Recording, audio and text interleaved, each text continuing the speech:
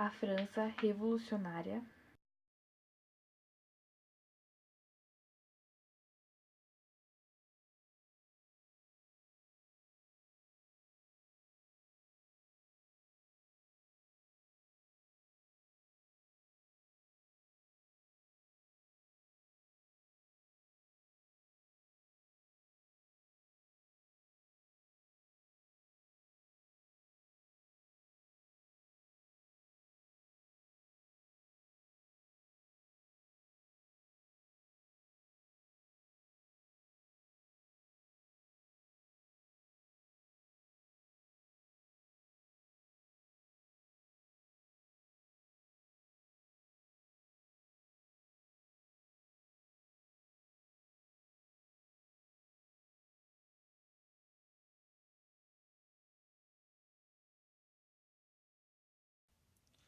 A situação da França pré-revolução.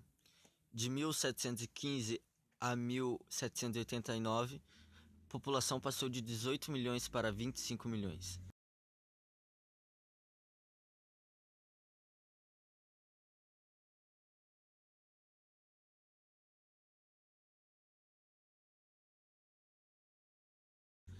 Em 1788, despesas: 629 milhões de libras.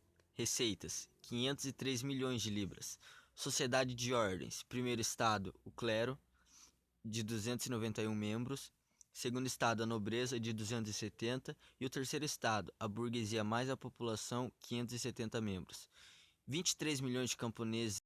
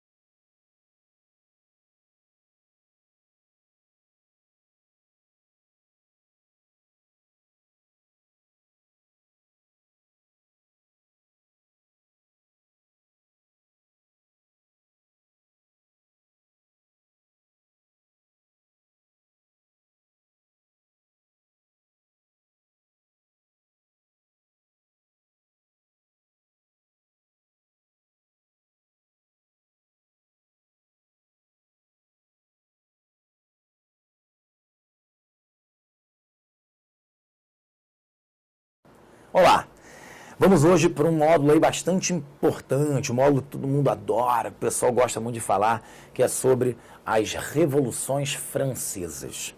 Aí já surgiu a primeira pergunta, já viu você, Tite, né? As revoluções francesas, eu aprendi a Revolução Francesa. Tudo bem, eu entendo que você esteja com essa dúvida, mas veja bem. Esse fenômeno histórico, ele é muito querido, muito falado, muito comentado, e você conhece esse nomezinho aí bem, tanto é que você veio me perguntar por que as revoluções, por que eu mudei. Porque de fato é um fenômeno muito importante, que vai ser o grande balizador, é considerado o grande evento que vai colocar em xeque, vai tentar romper com o antigo regime europeu. Os ingleses já tinham feito isso, uma revolução burguesa que acabou com o absolutismo, mas ficou restrito à Inglaterra. Agora a Revolução Francesa, ela vai se expandir para o mundo. Ela vai ser a grande propagadora dos ideais liberais e por isso é ela que figura aí na sua linha do tempo. Quando você vê qualquer linha do tempo, você vai pegar ali a linha, o balizador da transição da Idade Moderna para a Idade Contemporânea, você vai encontrar 1789, Revolução Francesa. Agora, por que eu aqui estou chamando de Revoluções Francesas? Porque, na verdade, nós vamos ver que a França viveu vários momentos revolucionários. E você tem diferentes setores dessa sociedade com interesses distintos. Nós temos uma burguesia com seus interesses, nós temos o cidadão comum com seus interesses e nós temos o camponês com seus interesses. E todos eles, de certa forma, vão participar dessa revolução com interesses distintos. Então não é apenas uma revolução. É bem verdade, mas quem conduziu o processo foi a burguesia. Então foi a Revolução Burguesa, tudo bem. Concordo com vocês. A revolução, a burguesia acaba controlando esse processo e neutralizando, de certa forma, esse povo, né, esse camponês, esse proletariado. É verdade. Mas nós não podemos abrir mão, deixar de perceber a importância desses outros setores e das suas revoluções. Então, daí me dou o direito de chamar o nosso módulo de As Revoluções Francesas. Perfeito? Mas vamos lá. Então, vamos entender esse fenômeno. Vamos aos antecedentes. A gente chegar em 1789, derrubamos a Bastilha. Vamos com calma. O que está acontecendo na França? Por que a França estava propícia a um processo revolucionário no final do século XVIII? Então, a primeira palavra que eu vou dar para você é muito simples. Crise. A França vive uma grave crise. Só imaginei, né? Claro que está em crise. Fazer uma revolução está em crise. Se tivesse tudo bem, não tinha revolução. Tudo bem, mas que crise é essa? É uma crise política, é uma crise econômica, uma crise social. Vamos lá, vamos por parte? Vamos ao contrário, né? O que é essa nossa crise econômica? Vamos pensar na crise econômica primeiro. Vamos fazer uma linha, né, bem didática para você.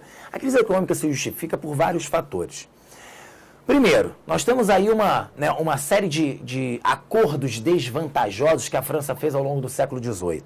Um acordo, para citar um deles, o acordo de Eden-Haneval com os ingleses. Por que eu citei esse? Porque você conhece um acordo muito parecido. O Tratado de Methuen, que os portugueses fizeram com a Inglaterra, o Tratado de Panos e Vinhos, é a mesma coisa que o Tratado de Eden-Haneval. Os franceses também firmam com a Inglaterra um Tratado de Panos e Vinhos. E o fenômeno que nós estudamos lá em Portugal, a questão da balança comercial deficitária, a questão da falência das manufaturas portuguesas, também aconteceu na França. A França tinha 3 grandes manufaturas e 2 delas vão se deteriorar. Só as manufaturas reais é que vão permanecer, porque ela tem um incentivo direto do Estado. Então, as manufaturas francesas vão ruir, a balança comercial francesa é deficitária, e isso já é um ponto importante para a gente. 2, nós temos um período de guerras. A França vai se envolver em pelo menos 3 grandes guerras infrutíferas, que não trazem um retorno financeiro direto. A Guerra de Sucessão Espanhola, no início do século, em 1700 a 1714. Nós temos a Guerra dos 7 Anos, onde ela é derrotada pelos ingleses, e temos a Guerra de Independência dos Estados Unidos. Então, pelo menos 3 grandes guerras aí, onde a França entra, e embora vencendo a Guerra de Independência, o retorno que ela tem não justifica o seu empenho e o seu gasto.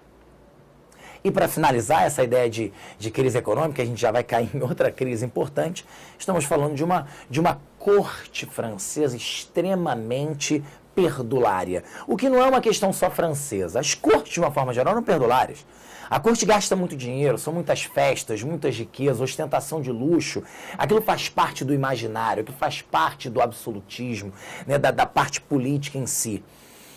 Inclusive, considerada uma das grandes vilãs para essa corte perdulária era Maria Antonieta, né, Marie Antoinette, né, a esposa, a austríaca esposa de Luís XVI, apelidada por muitos de Madame Death. Falava assim, o filme, inclusive, que conta a história dela, ressalta muito os seus gastos com sapatos, seus gastos com vestidos, seus penteados maravilhosos.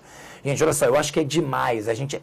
Foi muito forçada essa imagem sobre Maria Antonieta, tá? Ela, de fato, ela era, digamos, muito preocupada com a sua beleza. Sim, mas o que faziam essas jovens princesas quando vinham se casar, viravam rainhas nessa... Ela veio para a França para isso. Tem que tomar cuidado em analisar as questões de forma anacrônica, né? Então, ela não é uma primeira-dama, ela é uma rainha. Ela veio e se casou para viver uma vida de corte. Então, tudo bem, ela era muito dispendiosa e tal, legal. A gente vai falar dela de novo já já. Mas é claro que os gastos da corte contribuíam para essa crise financeira da qual vivia a França. Essa crise financeira, obviamente, atingia diretamente os setores da sociedade. A burguesia estava sobrecarregada. A burguesia, olha aí a crise social que a gente está falando, o camponês pagando impostos, a burguesia pagando impostos. E você tem o primeiro e o segundo estado francês, o clero e a nobreza, isentos desses impostos. É uma sociedade aristocrática de privilégios, lembra disso? Você tem charges da época que mostra o burguês carregando o clero e a nobreza, o representante do clero e da nobreza nas costas, assim, mostrando o quê? A carga tributária francesa estava caída sobre os ombros do terceiro estado. Então isso é uma crise social que contribui para a crise o quê? Econômica. Não é verdade? Então, quer dizer, e para piorar essa situação, você ainda tem o quê? Uma crise agrícola violentíssima nessa década de 1780, que leva o francês à fome. O Albert Saubour, que é considerado um papa da Revolução Francesa, ele vai dizer isso, que um dos principais motivos da Revolução Francesa é a fome. Claro, a gente não vai dizer que ele está errado, a gente só tem aí que reunir os outros fatores para que vocês entendam que é uma crise social, econômica e tudo isso que levando a uma crise política. Então é de se imaginar que a corte seja contestada, é de se imaginar que Luís XVI seja pressionado constantemente. E tem uma questão, Luís XVI é um rei vacilante. É um rei que não toma medidas enérgicas. É um rei que fica no meio dessas manifestações sem, de fato, tomar uma atitude mais forte, mais, digamos, mais controladora. E ele vai pagar caro por isso, digamos. Né? Na visão, claro, da nobreza, na visão da sociedade aristocrática, o rei vai pagar caro por isso.